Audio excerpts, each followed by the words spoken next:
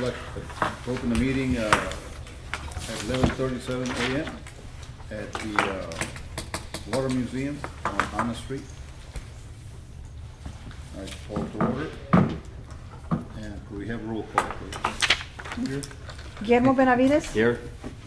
Nick Benavides. Onyx Benavides. Here. Alex Areguin. Here. Here. Eduardo Ochoa. Here. Luis Ramirez. Here. Yeah, quorum. Okay. And approval of minutes. Did we have any minutes from the last? No, boss. We didn't have. We didn't have a No, quorum. no Okay, minutes. that's Oh, fine. that's right. We had fun, though. Item 4, public comments. Do we have any public comments? Any public comments? One more time, public comments? We have none. Passed, okay. Item 5. That's We the, never event Rio Grande Valley section. that's the WEET meeting. This is the networking. They're gonna have a discussion on the drought. And that's, I think that was the interest of the board Yes. members. So I don't know if we can adjourn the meeting You and could recess it. or recess the meeting. Yeah. Recess Excuse it me. and then it'll continue. I'd like the motion to recess the meeting, continue at a later date. I'll second. The motion? Second? All in favor? Aye. All against? Motion passes.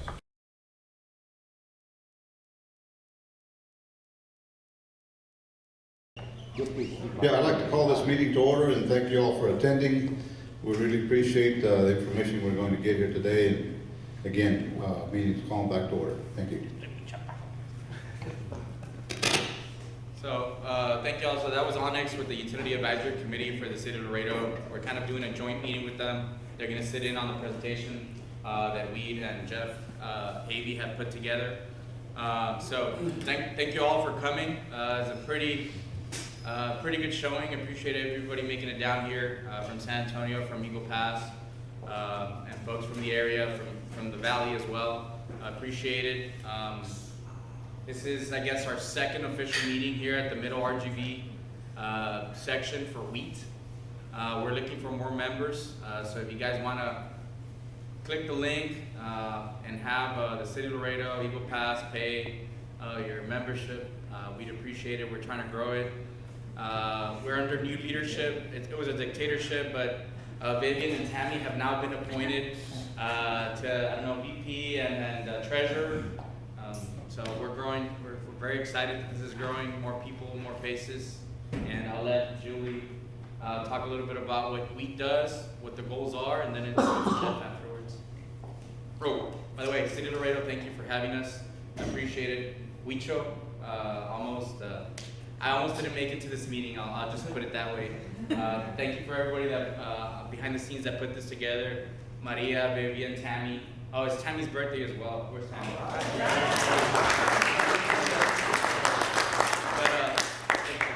Yeah. All right. Well, thank you, Ignacio.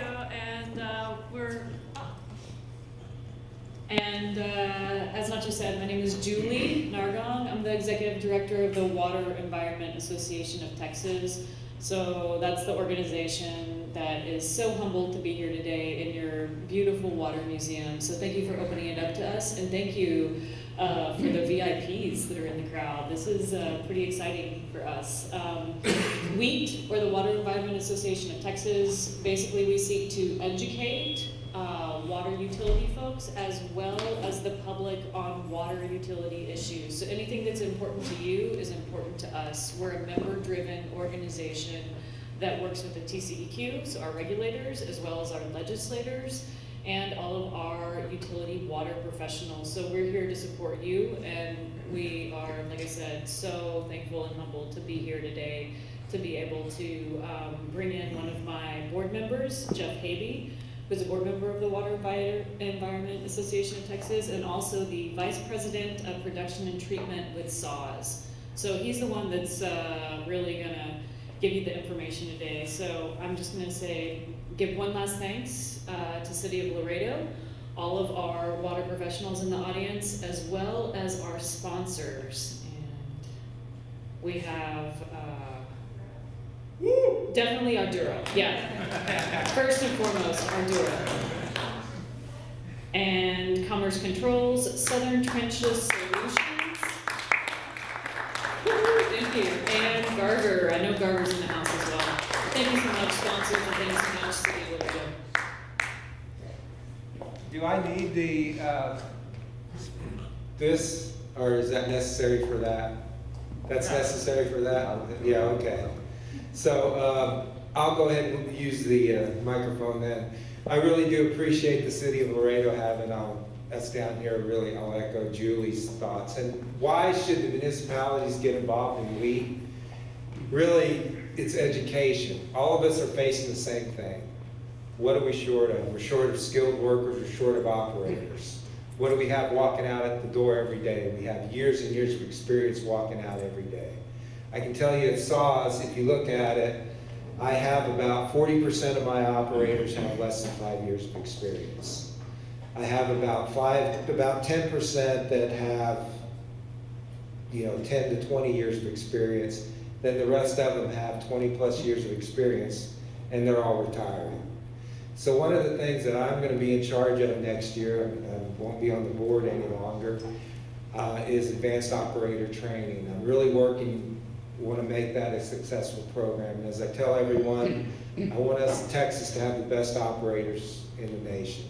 And what we're going to work on is advanced education for operators. And those of y'all that are operators know you can take the same old Texas Rural Water and teach classes over and over again. Like I've taken pump and motor maintenance, probably 5 times just to continue my license. So what this thought is to really work with the cities and really work together with the cities and bring operators from all over together and train them on things that they really do face every day in the wastewater plant.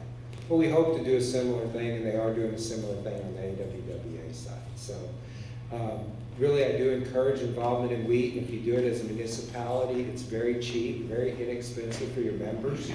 I think it's like, Julie, what, $35 a person or something like that? Something like that. I think that's it, right? 30.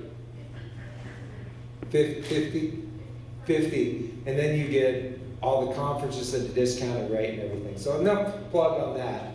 So back when we thought about this presentation in July, August, Laredo was in a hell of a drought. And then y'all were blessed with rain in August, right? A deluge. I have a friend that has a ranch north of here.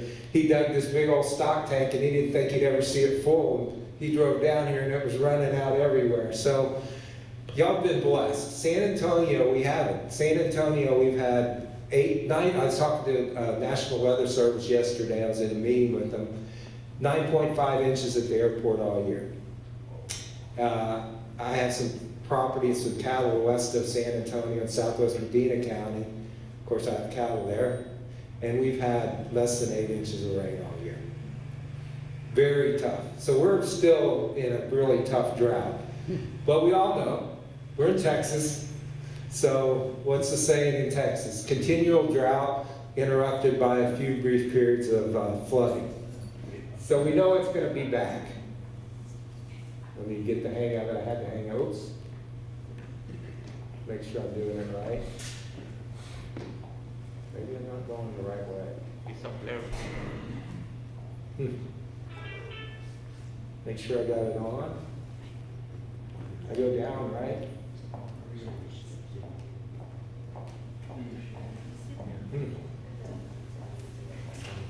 It's on. Sorry.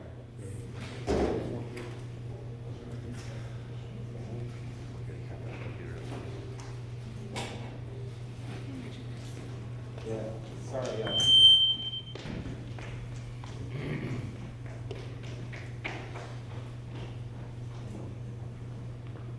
I just tested it right before we started. Oh, there we go. All right, I don't want to spend much time on this. We'll talk about SAWS by the numbers. And we have about 2 million customers in 4 counties. Too close? All right. About our capital program, and I really wanted to emphasize this, is about $2 billion over the next 5 years. We're spending about between 500 and 650 million every year on capital improvement. That's construction out the door.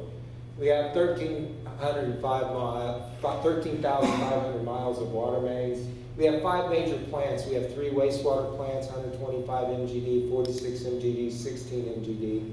Our water plants, we have a desal plant and what we call our aquifer storage and recovery. And then on the north side, we have a plant that treats water from College Station. We have about 117 storage tanks and about 149 lift stations. We serve about 930 square miles. And I think the number that blows me away on this slide, I'm sorry, I'll go over here, is we have about 7,700 miles of water mains. And unfortunate for us, we're not flat like here in Laredo. So Bear County goes from an elevation of 420 on the south side all the way to 1,820 on the far northwest side. So we have 46 pressure zones or different pressure planes, 23 major pressure planes. In fact, Black & Veatch, who does a lot of work for us, work all over the world, they say we have one of the most complicated water systems in the world. And we have 10 active potable water sources.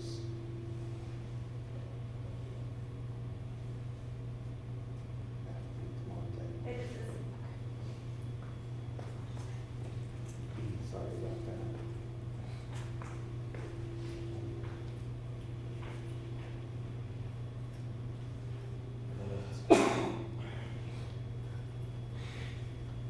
There we go. And thank you. And so, just to talk a little bit about drought, we all know that one of the biggest challenges we've had in Texas this past year, y'all are right down in here. Can't get this to work. Let's see. No, that's not working. So we have. There we go. There we go. So y'all are right down in here, and y'all were red like us until August. And so up in San Antonio, we're in a pretty big drought, but you can see all throughout the country, it's still pretty severe from a drought perspective. So what are we predicting for the long term? And unfortunately, La Nina is here to stay. And I was talking to the National Weather Service again. I was sitting next to the guy and I said, what's it look like for the summer, or for the winter, and going forward into next summer? He says La Nina is going to stick around. What does La Nina mean? It means a kind of a warmer than normal winter, and it usually brings less rainfall. This is good. Less agua. Yeah, La Nina, less agua. Yeah, extra liquid. So really tough. And we all know from an agricultural perspective, what does agriculture mean? They need a wet winter, at least some moisture in the ground to put the plants in the ground. So that's a big deal as we go forward. So it's not looking optimistic, although he did say the predictions for next summer is we'll slowly get out of La Nina into El Nino. So hopefully that's true. And just kind of perspective far and near, I mean, if you've been watching the news, Lake Mead is in terrible condition. In fact, when they did the upgrades a few years ago, they had put in a new water intake that was quite a bit higher than the original water intake. They're below that new upgraded water intake. If they didn't have that lower one, they would be in trouble.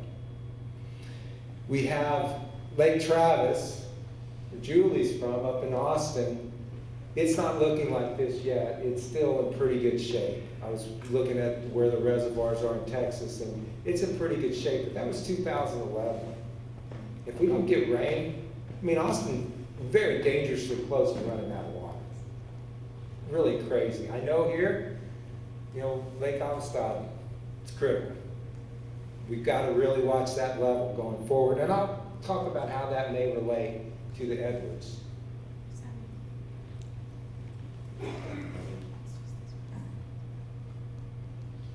Thank you. Thank you, Marie. Make sure I go the right way. So in Texas, you know, we're down here in Webb County. Let's see if this one has a pointer. I don't know if this one. It doesn't. But we're down here in Webb County, and thank God, y'all are, you know, some parts of the county, Southern County, aren't even in a drought anymore. So, you know, y'all are in great shape compared to where Bear County and Medina County and that area. But you know, you also have portions up in north central Texas still in pretty bad shape. Up in the panhandles, kind of hit and miss. So it's a, you know, it's kind of a hit and miss, but we're in a lot better shape than we were in August. But it's still not looking great. I put this slide in here, and this is for the water geeks in here.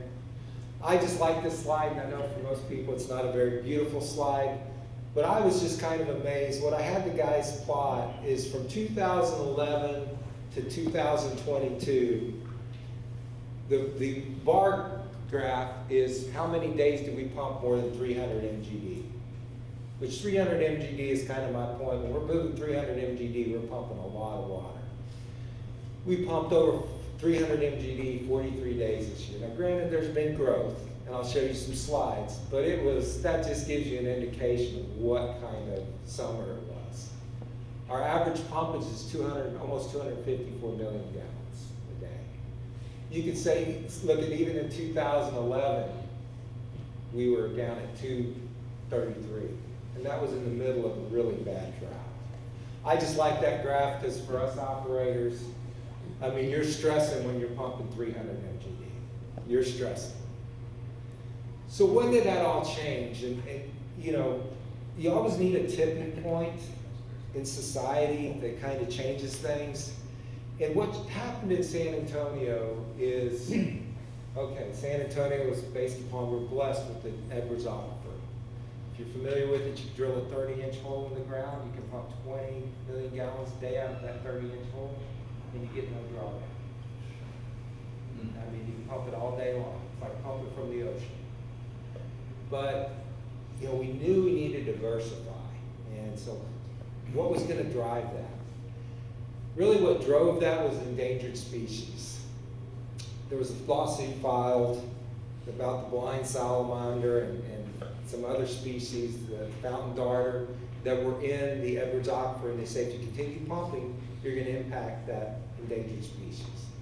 Now personally, I don't know if that was as much about the endangered species as kind of pushing SAWS to diversify the water supply. You have one of the largest cities in the country relying upon one water supply. So kind of pushed us to that, to diversify. So this lawsuit was filed, and all of a sudden they said we're going to limit your pumpage of the Edwards Aquifer. So what do you do? So this button orders pumping limits in 1996. So they allocated how much every pumper who historically used Edwards, how much they could pump. And SAWS ended up with 172,000 acre feet, and we historically pumped 180 plus. So all of a sudden we found ourselves short of water. So what do? You work towards resilience. What can you do to diversify your water supply, make sure that supply that you have goes further? And we'll talk about each one of these items as we kind of go forward. This is a little bit about diversity. One of the things that we did early on, first thing we did was conservation. That's most important. The only way you move forward with, you got to protect what you have. What's the biggest bang for your buck? Is it going out and building another water supply that costs billions of dollars? It's conservation. And we'll show some more slides on that. Next thing we did was did recycle water. Direct reuse. Most people don't know this. SAWS has the biggest direct use recycle system in the country. And we'll talk more about that. After that, we did aquifer storage and recovery. And I often think here in Laredo that might be a possibility. I don't know, I'd have to think about that. But what we do is we're limited on our permit out of the Edwards Aquifer. So when we have wet years, we store the water underneath the ground, and then in times of need, we pull it back out. So right now, We have 186,000, almost 187,000 acre feet stored underneath the ground. And through the legislature, for every gallon that passed a few years ago, you're allowed to pull, every gallon you store, you're allowed to pull that gallon out. That's a big winner for us, and been a real blessing. I mean, maybe you can do something very similar here. You know, of course, it's based upon your rights in the river, but possibly store water. I just really like that option. That's what Austin's looking at, is an aquifer storage and recovery. So you store it during times of plenty, pull it out when times you need it. I started working at the plant back here in the summer of 2004. I started the plant up, and you can see how much water we stored. Pulled it out some, and during the middle of the drought in 2011 to 2016, then we stored quite a bit, and this year we pulled quite a bit out. I talked a little bit about this already, the endangered species, and how we have a habitat conservation plan where we work with the Edwards during when the springs start getting a little bit lower. Then we're required to the Comal Springs and up in the Braunfels area, we have to turn around and pump more water out of our aquifer storage and recovery. This kind of shows our diversified water supply, what we've been able to do. We have 9 sources plus recycled water. And this shows a typical day this past summer. Vista Ridge, which is those of y'all that are Aggies, we pull about 48 million gallons a day from the Carrizo Aquifer up in near Aggie Land in Caldwell County. The aquifer storage and recovery I talked about, we pulled a lot of water back out of storage this summer. We were running 52 MGD. Brackish desal, we were running at 5 MGD. We had a couple of challenges with some wells, but we've cranked that up to over 10. Other water resources, we get some from Canyon Lake, some from Gonzales, Carrizo. We get some from a bunch of different places. That's 27 MGD. And then recycled water, about 21 MGD. And I put this kind of recycled water to CPS was 62.9 MGD. And those of y'all that aren't familiar with San Antonio, CPS Energy is our power supplier, our energy company, owned by the city.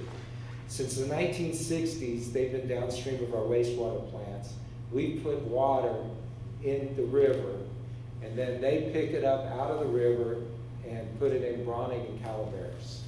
We started that in the 1960s. We actually signed a contract in 1990 to kind of firm that up. But before, it was just an agreement. So the recycle system, about 130 miles of pipe. We started in about 2000. We supply, and I'll talk more about this, but we supply industry, we supply the river walk, and of course we supply the power plants. But it comes from our 3 plants we talked about. I have the Klaus plant. Like I said, this is a 125 MGD plant. And the challenge is, just like it would be here, if you're gonna put a recycle system in, you gotta run the pipe to the customers. So that's a nightmare. You know, can you imagine through all this developed area where you wanna run it? How you would do that? So that was the nightmare, getting that pipe up. Then we run the west side loop up, and we have an interconnection at the very top. Okay, cool. Thank you. We have an interconnect up here at the top. I will say from a wastewater treatment perspective, this is a nightmare. We do stream flow augmentation at these points where we add water to the San Antonio Riverwalk. We also add it to a creek on the east side. So we do augmentation of the river. We have our small plant of Netio Creek that provides water to the west side as well, and this 46 MGD goes up the west side. So this is one of our first major investments in diversifying our water resources, other than conservation. But very successful, been very successful with this. So the street pathways, I talked about CPS Energy, direct reuse. I think I mentioned that Toyota plant there, that's one of the reasons Toyota came to San Antonio, is because we can provide recycled water. They use over 1 million gallons a day in their paint shop. So they use over 1 million gallons a day of recycled water. And of course, we talked about the in-stream benefit, and we actually have, we're right now trying to get a permit to allow us to transport water all the way from our treatment plant, all the way to the coast. And still own that water when it hits the coast. Because by laws in the state of Texas, if it's groundwater, you own it. So we're trying to, and we're doing that for the health of the bay. It's critical to the health of the bay that it has a fresh water source. So we're actually in hearings right now related to that, so we'll see how that plays out. But we will move that water from our wastewater treatment plants, 50,000 acre feet, all the way to the coast, and then we'll still own it, and then we can do with it what we want. There's some people fighting us on it, of course, Alcoa, or 3M, I think it is, not 3M, Dow along the way is fighting us a little bit on that. I talked a little bit about our users, Trinity University, I talked about Toyota. This kind of rolls through some of our various users.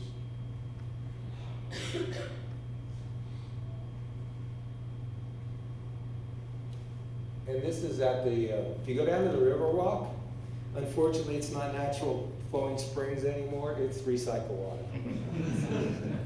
And those of y'all in the, that know a lot about wastewater, you could smell the musty smell, so you know it's wastewater. You can't, unless you really know wastewater, you won't pick it up. But that is, and the Riverwalk is the largest economic generator in the state of Texas. Kind of an interesting fact. But what's the challenge with it? If you do, and by the way, ask a question. If you have a question, ask. If you're gonna say, hey, how do you do that? Why do you do that? How are y'all gonna get the pipeline, you're gonna pipe it to the coast, or how are you gonna do that? It's gonna go in the river. In the river. Yeah. So we'll own it technically because it's groundwater. And we produced it. We own that water technically, so we're gonna transport it. So we're gonna have a bed and banks permit all the way to the, so we've applied for that. And right now, there's some people that contested it. So right now we're in hearings over the, contested hearings. So we'll see how that plays out. That's gonna be a huge thing in Texas water law. And you'll send it like through the Oasis River? No, through the, basically San Antonio, on down to the coast. How do y'all feel? You'll be able to be victorious on it? Yeah, we're pretty sure we're gonna get this permit.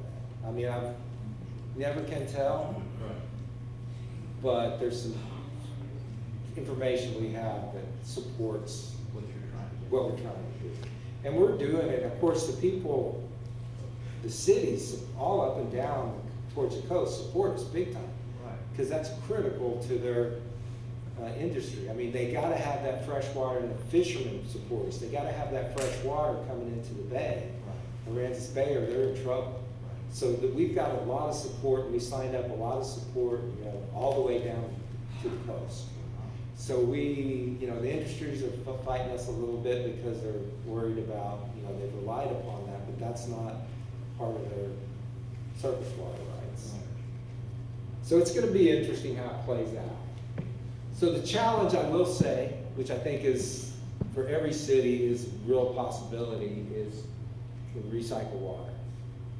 But the challenge we have is we've done such a great job with conservation, is we've had no growth in our wastewater flows for 30 years.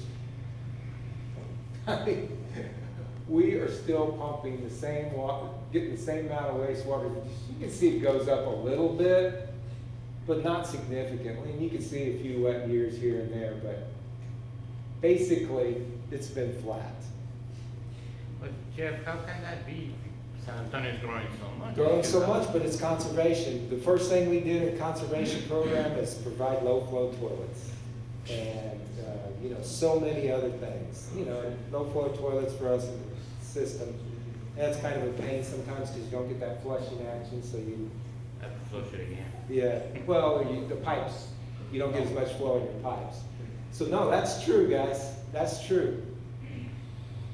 I mean, San Antonio's grown, probably 100% in that time frame, and no increase in wastewater flows. In fact, Garver just finished up a wastewater master plan, and there'll be some increase in capacity in our wastewater plants, but not really.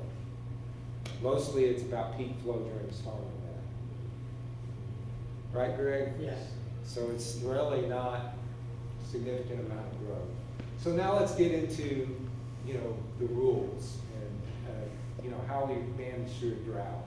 And I think this is what a lot of y'all wanted to hear about. And the EAA, the Edwards Aquifer Authority, and City of San Antonio, the rules have constantly changed over time.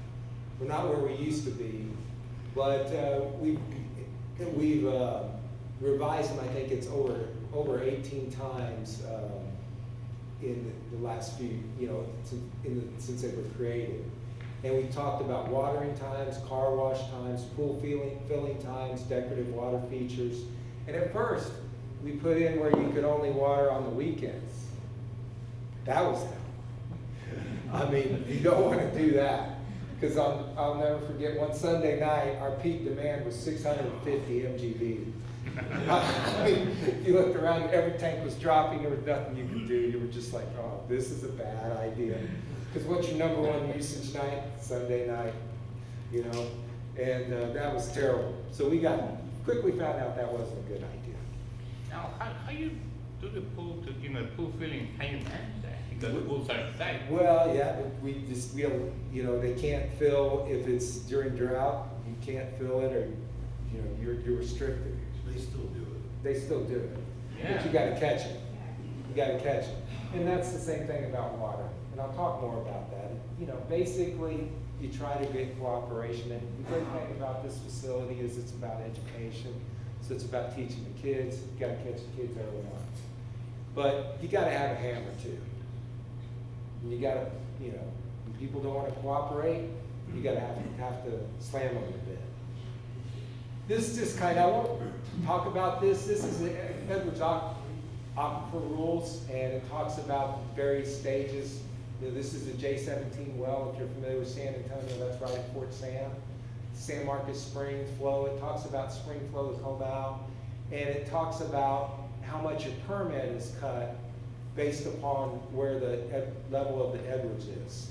And you can see if we're in stage 4, we're less than 630, which we're playing with. We have 40%. We take a haircut of 40% off of our water rights. Do you have any numbers on the Rio Grande? No, I don't, but I was thinking what you could do, and I was thinking, how does this work in a surface water? What you could do is look and say, Amistad's here, at this level, 40%, we go to water restrictions if it's down to this, but of course you gotta get participation from all the users along the way, or at least the users upstream of you.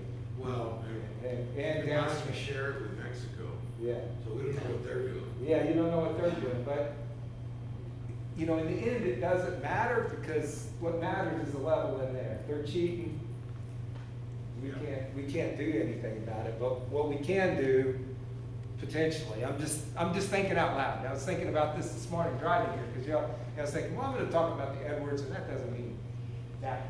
It's interesting, but it does it's a similar thing, because it's all about how much water do you have available. And I will tell you, if the Edwards ever goes below 600 or 620, it doesn't matter anymore, because the world is going to be in trouble.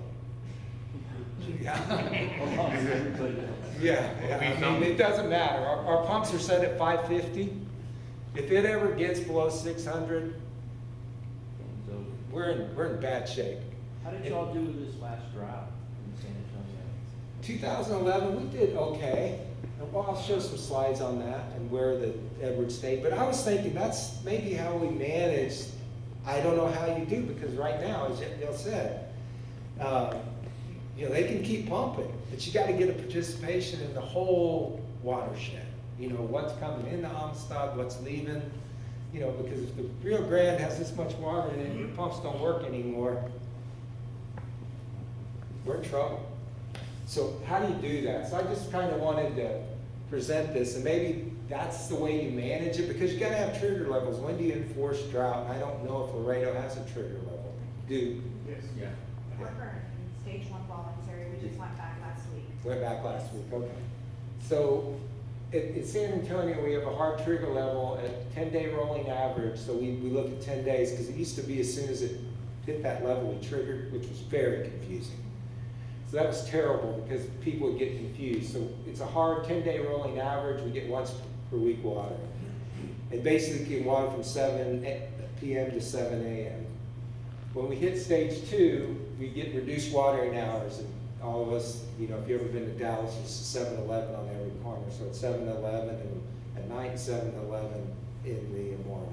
And the reason we do that, and I'll give y'all, I'll send you a presentation.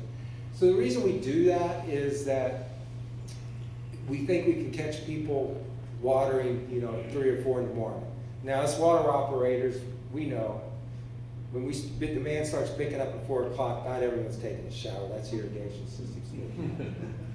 So we've never entered stage 3 or stage 4, and that's every other week watering. And we've never done this surcharge. Now, if we continue like we are this year, it's going to be interesting going into, because our water rights run from January 1st to December 31st. So if the Edwards starts at 6:30 and we take a 40% haircut and it continues to drop, we might be down in stage 3 or stage 4. Every other week watering is going to be interesting, be challenged to enforce. I just wanted to show this, and y'all know this, you don't want to jump in and out. This is what we're required to do legally, what the EAA does. We're not required to do it, but this is what when they jump in and out of these levels. But what we try to do with saws is be a little bit more consistent. You can stay in stage 2 more often than not, stage 1, where they're kind of jumping in and out of the different stages. But we have enough diversification of water supplies, even when we get the amount available cut back, we're okay. The big thing, and I'm going a little bit long, I'll pick it up a little bit. I think we have till 1 o'clock. In the first year of a drought, as you can see back here, 2005 was pretty dry, 2006. Then you go to 2011. Always in the first year or 2 of a drought, you have very high demand. People are going to use water. Then as the drought goes on, you get less and less water. Restrictions aren't about, people are going to use water during a drought. They're not going to use less water. But it's about trying to manage the amount they use. If it's hot and dry outside, they just have to use more water. So that's a key. This just shows, we have a very active conservation program, and we give coupons for various types of plants. And this shows our map where people have used them, and you think, well, in San Antonio, generally, this is very affluent, this is very affluent, and this is not quite as affluent, kind of a mix here, kind of a mix here. It's been used all over. I think that's a good message, and that's what we're trying to show. It doesn't matter your income level. You give people money and give them the opportunity to plant some cool plants and give them some ideas, they'll use the coupons. When we have a drought, I just wanted to mention this, we meet every week, every other week, and talk about how our main breaks, what can we do, how many citations are we issuing, how much water do we have left, what's our water supply, how much have we been cut back, and we talk about what can we do, what's our next steps. I really like this graph. This is kind of a cool thing for water nerds here. This is our demand during 2011. You can see we had a 50 MGD reduction because we implemented no watering on the weekends. So on the weekends, we get a 50 MGD reduction. And so for us guys on the, providing the water, that's a great welcome relief, because all week you're struggling to fill your tanks, struggling to keep those tanks full. And then the weekend hits and you go, And then you get ready for the, the race again on Monday. But we're in the business of making water, to sell water, to make money. Yes. So you can understand how conflicting that could be. Yeah, that's very conflicting. Yeah. And that's one thing. I'm trying to make it so they can. Yeah, we're trying to make it, and by the way, we've had one of the best years financially we've ever had. But the problem is the water resources cost so much. Exactly right. So if we took our population, it's grown by 53% since 2011, if we just projected the demand we had in 2011 to today, this is where we'd be with daily demand. Here's where we landed. You can see we started getting fairly close, but, and it's dropped off since then, and we stayed much lower. But you can see, I would have been in trouble. It would have been very challenging in here for me. Although our max pumpage day was during Winter Storm Uri. Winter Storm Uri, on that Thursday, we pumped 448 mgd. The most water we ever pumped by far. Then we pumped 420 mgd and 400 mgd.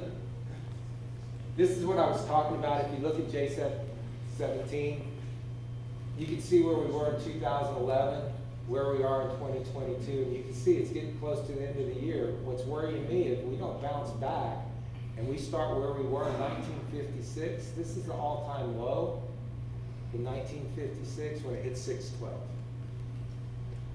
So, maybe we could do something like that, through all the partners to manage the reservoir and look at cutbacks. We're talking about, we are doing the AMI program, and, you've always got to have a hammer. And, before we just have conventional meters. So we do patrols, and what this is showing is all our various patrol routes and where we're catching people. So we patrol, this is a very high usage, very high end up in the Dominion area. This is out 281 and Stone Oaks, so very affluent areas that are built on rock. So they use a lot of water. They kill us. But we also have a lot of water on the west side of San Antonio. How many water cops do you guys run? Excuse me? How many water cops? We were running, the problem we have is we had trouble hiring police officers this year. We usually would have 12 police officers because we like having police officers. Then we run 10 to 12 staff, and we usually run at night. The reason the police officers, because it is literally a citation. So we actually have to testify in court and get subpoenaed on these things. Our staff gets subpoenaed. So it's literally a ticket. It's a $137 ticket the first time. People want overtime on our staff, so they're willing to do it. But the problem is we can't help with operations because we're dying, which I'll show a little bit more here in a second. So Jeff, catching them is actually physically or visually catching them in the act of the watering? Yes. You have to see it. So there's no warnings based on all We the give warnings? warnings. Oh, okay. Yeah, we have, I think right now at this point, we've given 5,000 warnings, and we've issued something like 1,000 citations. What's the price and what it costs? With them 37 for the first one. I don't know if it goes up on the second. But it's, you gotta hammer it at some point. You try to be nice, but at some point you gotta bring out the hammer. And people don't like getting it because it's a legal thing. They gotta go to court. So we're trying to figure out a way where we can apply it legally to the water bill. But still, I kind of like the court summons because that's kind of makes a bigger deal. People see it, and then it's a hassle. They got to go to court and make it very inconvenient for them. If they just got to pay it on their bill and they have lots of money, they don't care. So we do a lot of editorial media. I think San Antonio probably very similar to Laredo. I think Laredo's probably a lot more water smart than they used to be. And I think that's what we strive for in a facility like this. And we do a lot of SAWS media, a lot of social media. We talk about, we send over emails to over 350,000 accounts, and I think this open rate is astronomical, 62.5% for just an email. What does open rate mean? How many people open the email? Oh, So if you're above 50% on an email like that, so how many of y'all would open an email from us? But we have a lot of water smart people. So paid media, we just stopped this in early November. A lot of paid media, a lot of billboards. And last, I'll just kind of talk a little bit about the work crews. This year, during the peak, during June and July, we were over 600 main breaks. Just crazy amount of work. And this is 2021, you can see how much we were up. We were below 300. And it really wasn't that wet in 2021, it just happened to rain at the right times. You can see it started to pick up once it stopped raining. But crazy for our crews. And actually, I just got an email this morning, this 350 has come down to 172. We're gonna land November about 172 main breaks. And we have about 550 people in our distribution and collection team. We were down 120 people most of the summer. So we were dying. I just put this graph in here, it shows our daily production, the temperature. I thought it was kind of interesting. Our peak day this summer was 336 MGD. Again, our all-time peak pumpage is 448. You know, what we did for our employees, we adjusted work times to avoid, we started early, morning and evening repair teams. We're doubling the repair staff on critical breaks. We took more people out because they just couldn't survive the heat. Emphasis on superhydration, replenishing electrolytes, utilizing those things you put over you that have ice in them, because it's a tough job. I mean, we have so many people that start and they last about a day. Do y'all pay well? Excuse me? Do you pay well? We pay well. We pay. I mean, it's not recruiting. No, we do pay well. We were started because we have to. We can't get any more. We're paying about $17.50, $17.70 for utility workers. I mean, we have to. Can't get them. We're 120 people down. And we were getting killed, can you imagine, by the citizens when we weren't responding to those main breaks? So, boots on the ground. That's over close to my house, actually. How do you guys handle irrigation? Irrigation repairs are just. No, just getting permits still continue with that? Yeah, yes, we still give permits, but when it gets like this, then we won't give exceptions like for people to put in grass. Like we usually allow extended watering times, but when it gets really bad, and you know how builders are, they want to put turf down. But we won't give exceptions to that because a lot of people breaking the water waste are builders. Say that one more time. A lot of people breaking the water waste rules or the irrigation rules at times is builders. And I'm sure y'all are like us. Every home, whether it's high end or low end, is getting an irrigation system. Well, that's what I'm saying. I think they should start declining them because they're not taking care of them. Yes, and what we've started to do, it sounds crazy, we're talking about money, we're paying people to take out the irrigation system. Literally. Literally When paying. you drive, you see the streets getting more wet than the grass. Yeah. Yeah, the soils aren't prepped for holding the water. No. It's clay with sod on top. Yeah, well, we have rock with sod on top, but we did pass the city ordinance where we require topsoil. But if you get outside the city, so that's one of our things that we've passed, is you gotta have so much topsoil. And no San Agustin grass. And then it ruins our trees. San Excuse me? Agustin grass is not. St. Augustine, of course, is no, not You allowed. just need to go outside and wash their clothes. So, obviously the challenges, final restoration, it's hard to go back and fix all those streets when you're tearing them up in a timely manner. We try to tell we're prioritizing large main breaks. We try to minimize the outage times, and we're just trying to work as hard as we could during this finally letting up. And just finally, work safe and hydrate. for our crews. You know, it's cool now, but it wasn't this way and it won't be this way this summer. Continue proactive conservation compliance effort, just continued communication. You know, you gotta plan the water. You know, we're updating our water management plan right now. Every 5 years we go in and look and update our plan, along with the regional, kind of times with the regional water planning. And we're updating our potable water infrastructure plan. So we went from the city that USAA, which is the largest employer in San Antonio, was looking at leaving San Antonio because of our water situation. And this was in 2017, is we're more secure than we ever have been. You gotta have that water for businesses. So that's it. You know, I felt funny, it's barely 50 degrees outside and talking about the drought, but we know it will be back.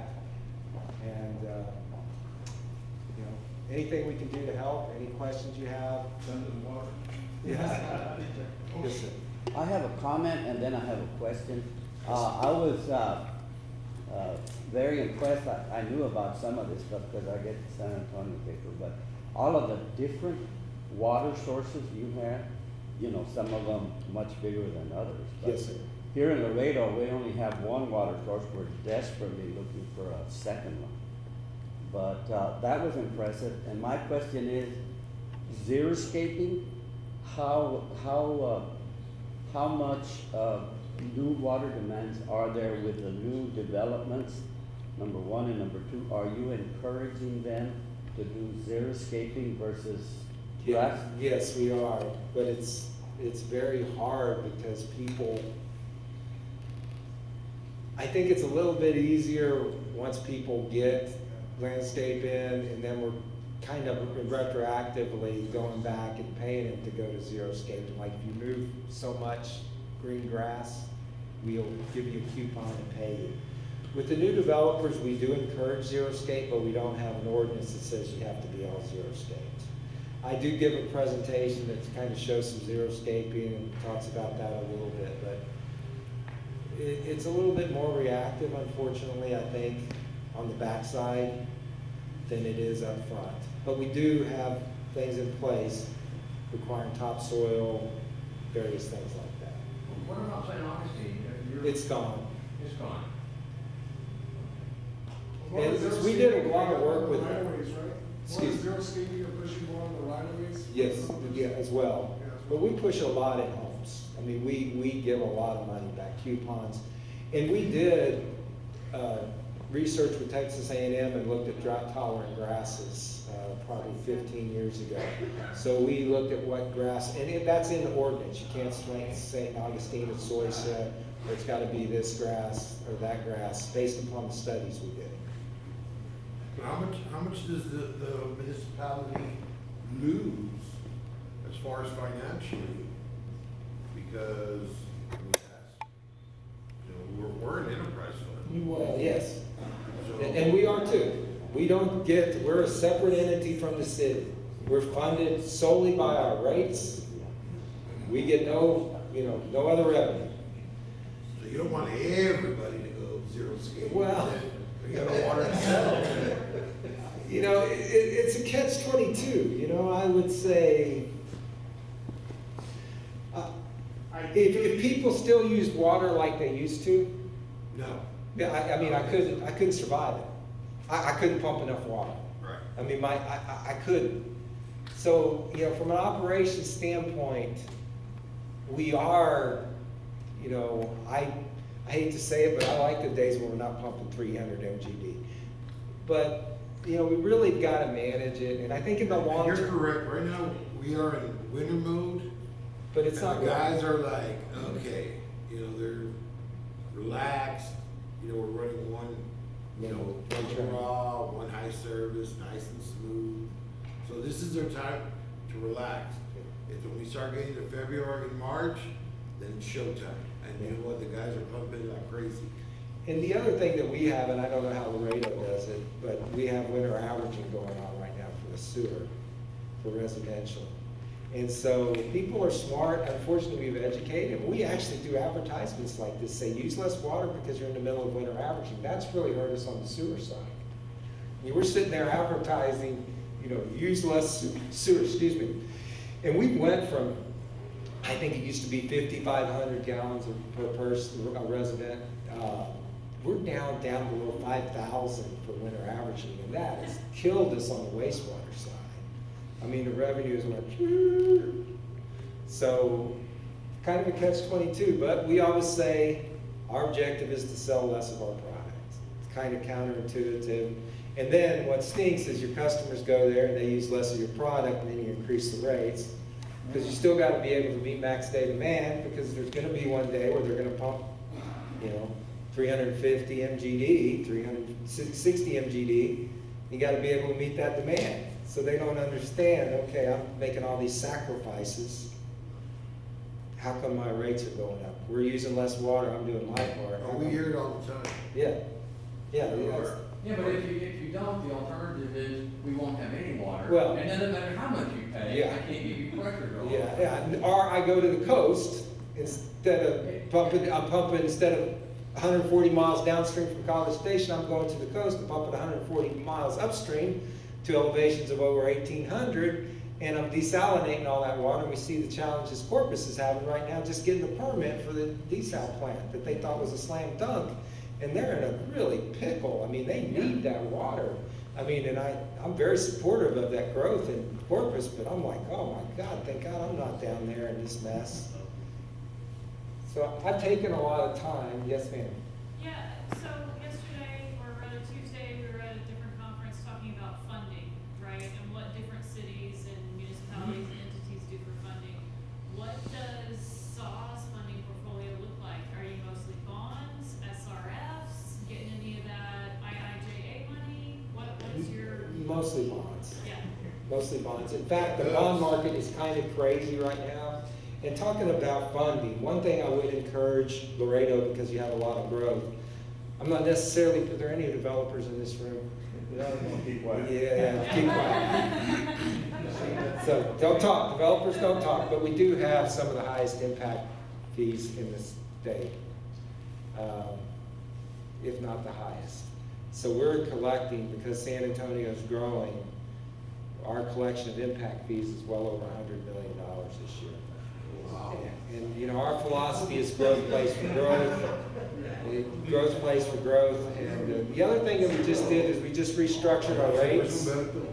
And we have restructured so the lower end, the people that use less, actually got a rate decrease.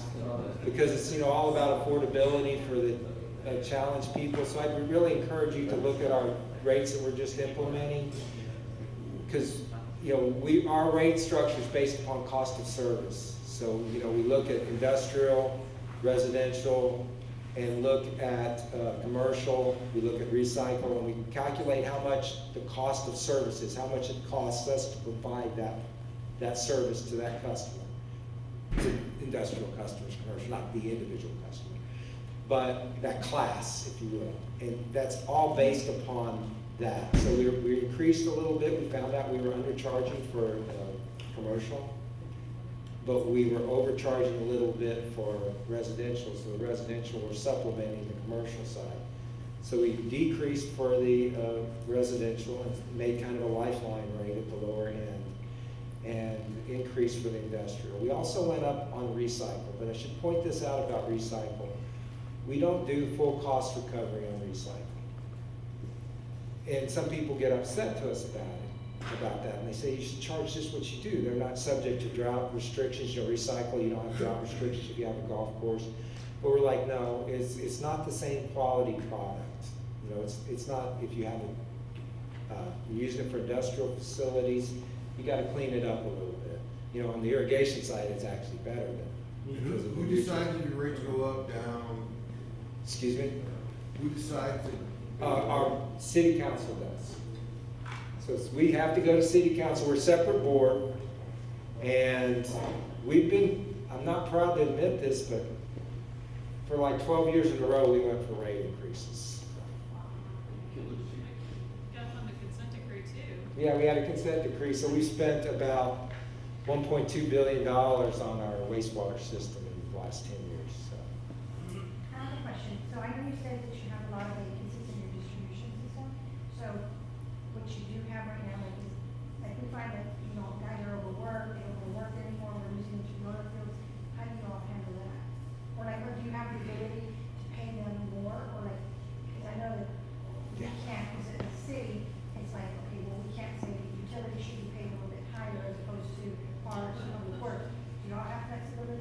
Yes, and I was at all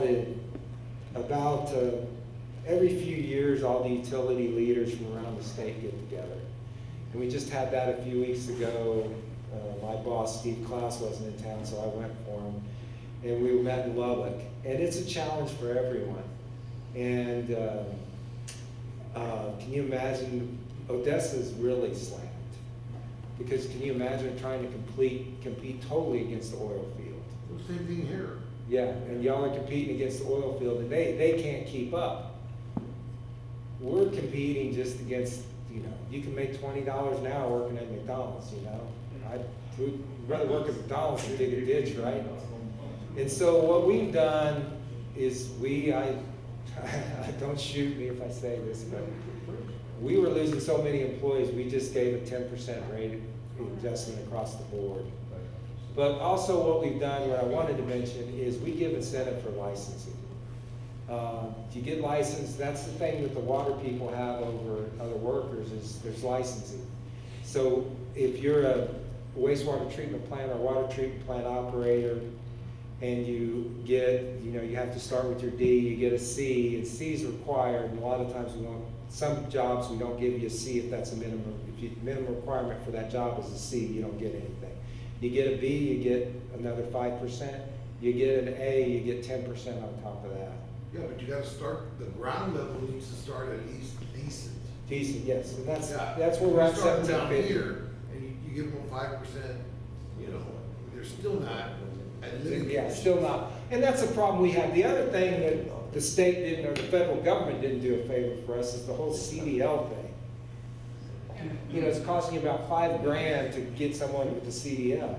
It's the training. Now, we went out and got contracts, but it's, we train these people up, we get them CDLs, and then they walk out the door and go drive for Walmart making $100,000 a year. That's correct. So we are just like, oh, and this whole federal government and all this training that's required, we used to self-train for CDLs, and we can't do that anymore. It's all got to be documented, and it's just, it's the biggest mess you've ever seen. I don't know what we do. I mean, I can tell y'all that, electricians, I need electricians. All of our stuff is 4160. All of our stuff is 4160 volts. So it's all medium voltage. Almost everything is 4160. $12 an hour, I got a job here for you. Yeah. Well, I'll tell y'all a story how challenged we are. So we were historically paying our master electricians $31 to $32 an hour. So we found, and we constantly looking for this skilled labor, and we found this one guy, he was working for Water Authority up where Greg lives, GBRA, I won't mention any names, but GBRA. And he came in and I like, man, this guy's good. We have been looking for this person for 5 years. We offered him, and this was way, I had to get approval on high, and offered him $37 an hour. GBRA turned around and offered him 43 to start. I'm like, I can't compete with that. My nephew's a journeyman electrician for the power company. He's making 48 bucks an hour. That's what the power company's paying. I can't compete with that. I just lost my best instrument tech at the wastewater plant to CPS Energy. I can't compete. So it's the same thing. The water industry's always paid a little bit less, and we can't compete. It's. But the crazy part is this: so you don't get an electrician, but they don't want to pay. So something goes down, the VFD messes up, burns up, pump goes out, go into a boil water notice, and all of a sudden they're like, why? Yeah. Well, that's a challenge. I mean, what I tell everyone is I'm only as good as the person that responds at midnight.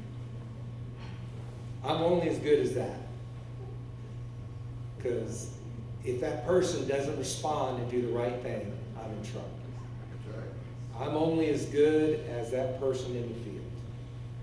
Now, I may sit up here and talk, and we have a pretty good water system. I'm pretty proud of what we've done. But day in and day out, it's that skilled labor, and that's a real challenge. I could beat this to death all day. We'll end on that, but that's a challenge. I just don't know where everyone went. Where did everyone go? They left in the pandemic. Anyway, thank y'all very much. I hope you found this interesting. We'll make sure we get you. He's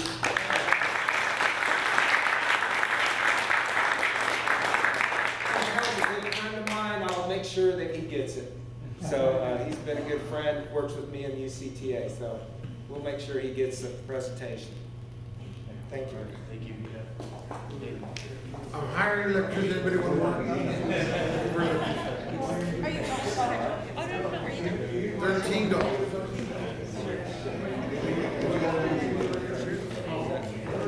it's fantastic. You can tell by the Q&A. That was a lively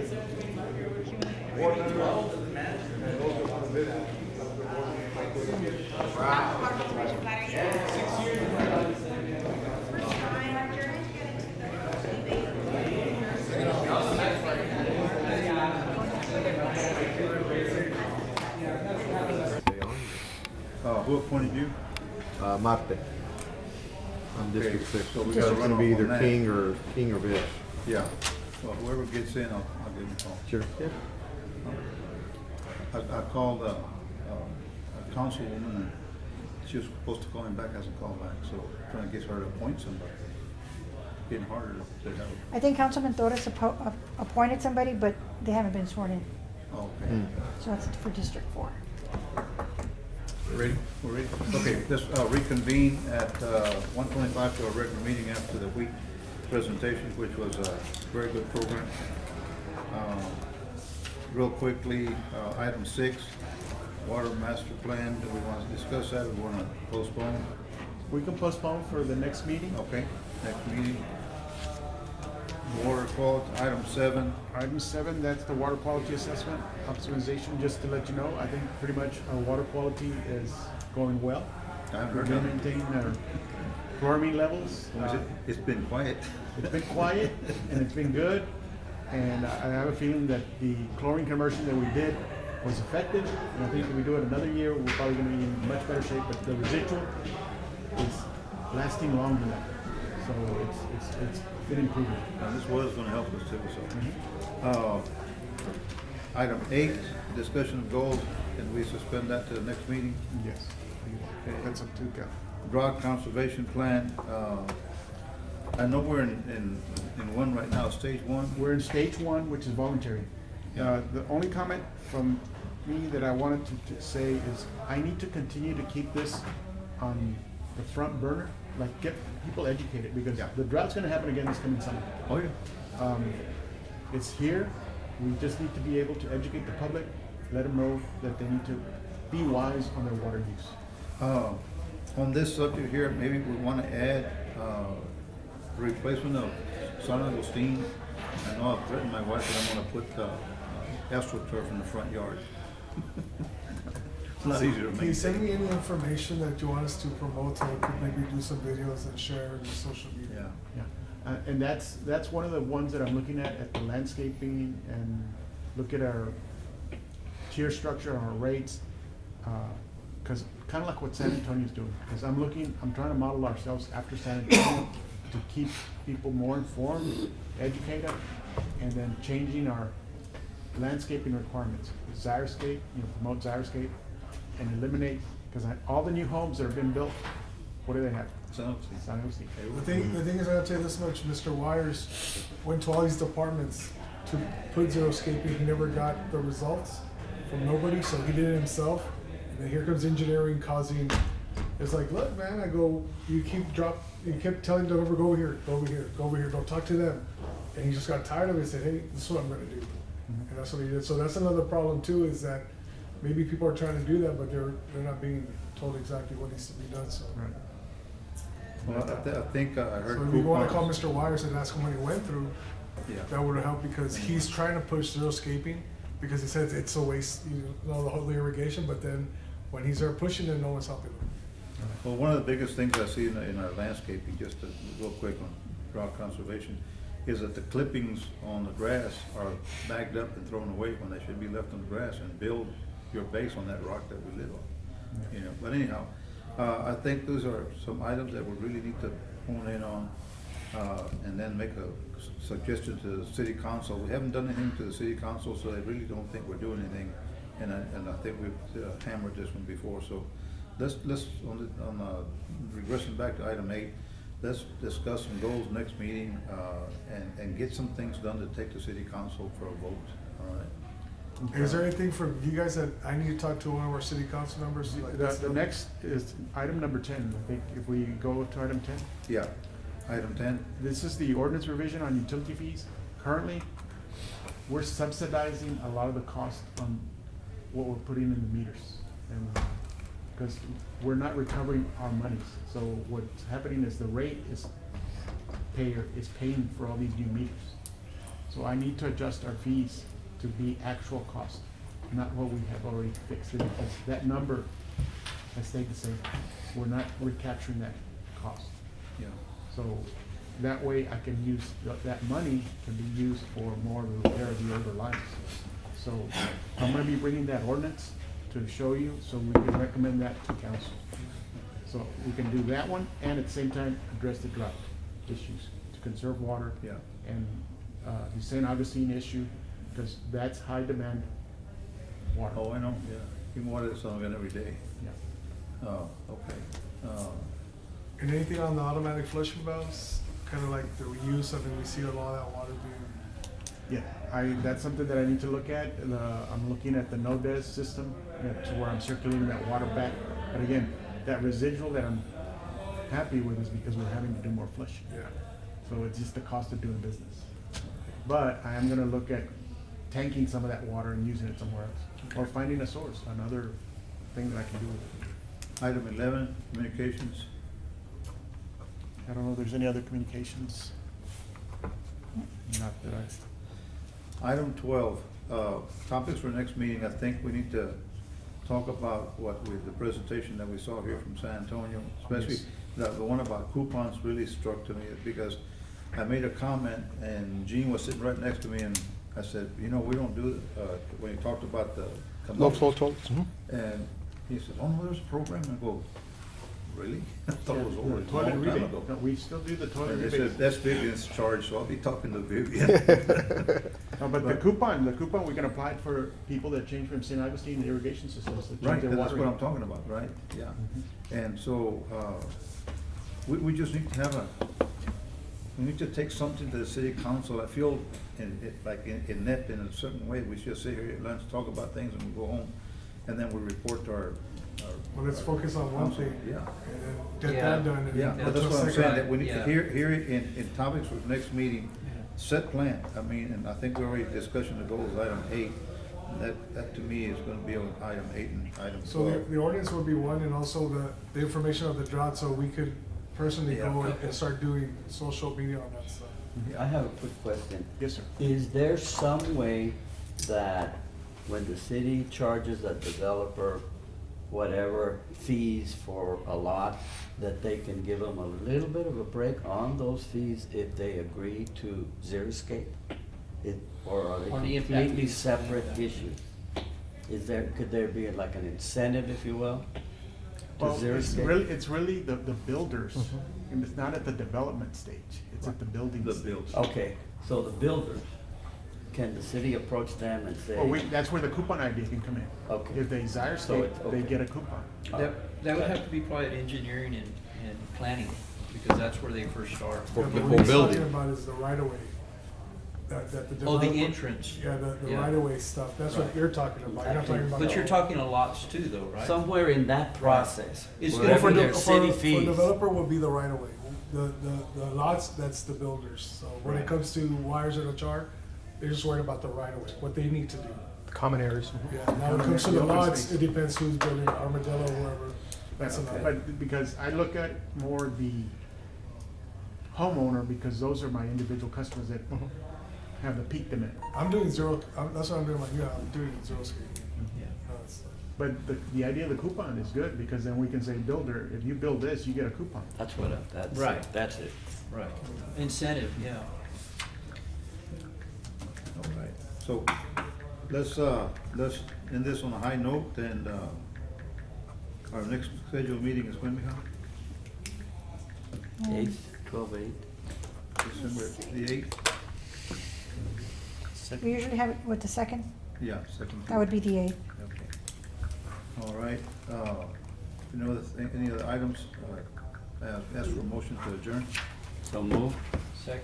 That's first and second. All those in favor to accept? Aye. All those opposed, say We get nay. a lottery ticket.